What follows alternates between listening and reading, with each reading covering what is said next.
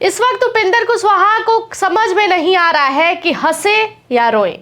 देखिए, बिहार विधानसभा चुनाव में उपेंद्र कुशवाहा की पार्टी ने बेहतर प्रदर्शन तो दिखाया, लेकिन इसके बाद पार्टी के अंदर के हालात जो हो गई वो उपेंद्र कुशवाहा को समझ ही नहीं आ रहा है कि हम हंसे या रोए। यानी कि जीत का जश्न मनाए, बेटे की मंत्री बनाने पर खुश हो या अपने पार्टी की टूट को देखते हुए दुखी हो।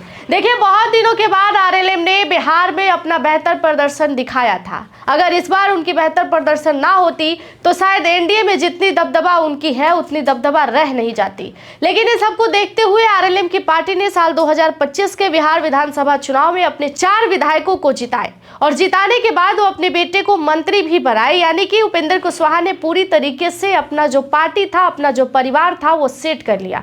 लेकिन इसके बाद भी उपेंद्र कुशवाहा की मुसीबतें कम होने का नाम नहीं ले रहा है। बीते दिन पटना में लिट्टी चोखा भोज जो है वो आरएलएम के प्रमुख उपेंद्र कुशवाहा ने अपने पार्टी के अंदर रखा था, जिसमें छोटे से छोटे, बड़े से बड़े कार्यकर्ताओं को और प्रवक्ताओं को बुलाया गया था।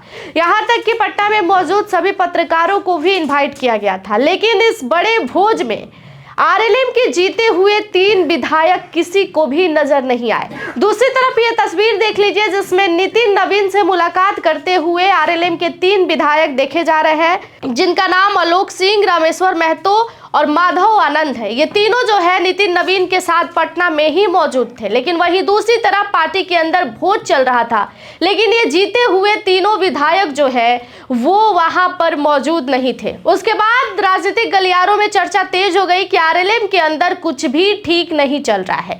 देखिए, उपेंद्र कुशवाहा की मुसीबतें जो है वो कम होने का नाम नहीं ले रहा है। उन्होंने अपने परिवार को तो सेट कर दिया, पार्टी को बिहार के अंदर मजबूत भी दिखा दिया, लेकिन अभी उनका खुद का ही सीट अटका हुआ है कि वो पुनः फिर से राज्यसभा सांसद बनेंगे या नहीं बनेंगे। उसके लिए उन्हें 41 विधायकों का बहुमत चाहिए और उनके 3 विधायक खुद ही नाराज चल रहे हैं।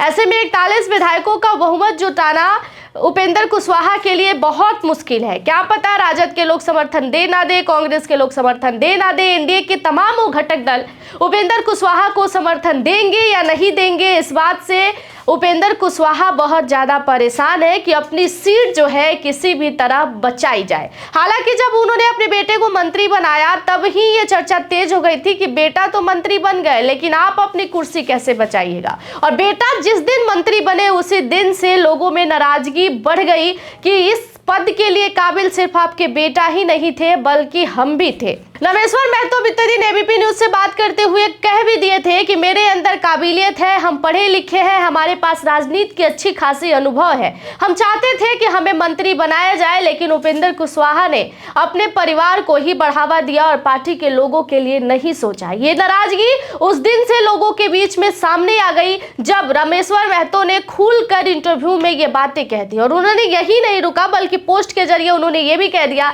कि परिवार बात से पार्टी बहुत लंबे दिनों तक नहीं चल सकती, अपनी नीयत साफ रखनी होगी, तब आप बिहार में अपनी एक अलग छवि बना पाएंगे। इन तमाम बातों से भी अटकलें तेज हो गई थी कि उपेंद्र कुशवाहा की पार्टी में कुछ भी ठीक नहीं चल रहा है। लेकिन कल जो आरएलएम के प्रमुख उपेंद्र कुशवाहा ने लिट्टी चोखा भोज रखा और उसमें पटना में तीनों विधायक मौजूद होने के बावजूद भी जब अपने पार्टी के इस कार्यक्रम में नहीं पहुंचे तो लोग स्पष्ट हो गए कि आरएलएम के अंदर कुछ भी ठीक नहीं चल रहा है। और कुछ भी ठीक ना चलने के पीछे की वजह है दीपक कुशवाहा। दीपक कुशवाहा जब से मंत्री बने हैं तब से आरएलएम के अंदर तनाव जो है वो बढ़ गई है। धन्यवाद। बाकी की तमाम जानकारियों के लिए जुड़े रहिएगा हमारे साथ।